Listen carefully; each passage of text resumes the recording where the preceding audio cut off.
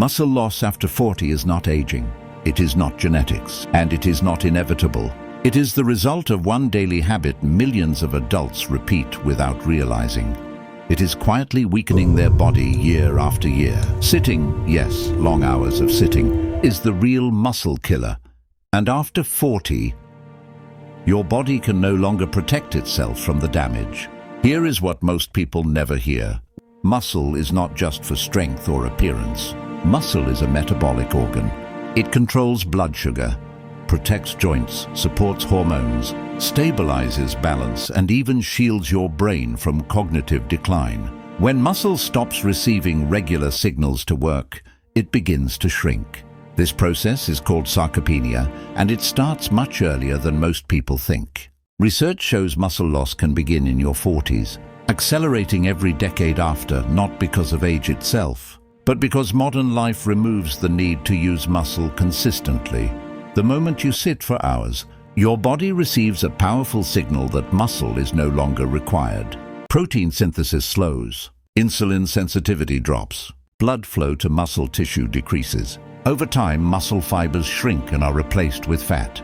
This is why people over 40 can look the same weight but feel weaker, tire faster, and lose stability. The most dangerous part is that this happens silently. No pain, no warning, just gradual loss. And once muscle is lost, your metabolism slows, making fat gain easier and recovery harder. But here is the empowering truth. Muscle loss is reversible at any age if you remove the habit causing it and replace it with the right signal. Your muscles respond to demand, not birthdays. The body only needs one thing to rebuild muscle: resistance.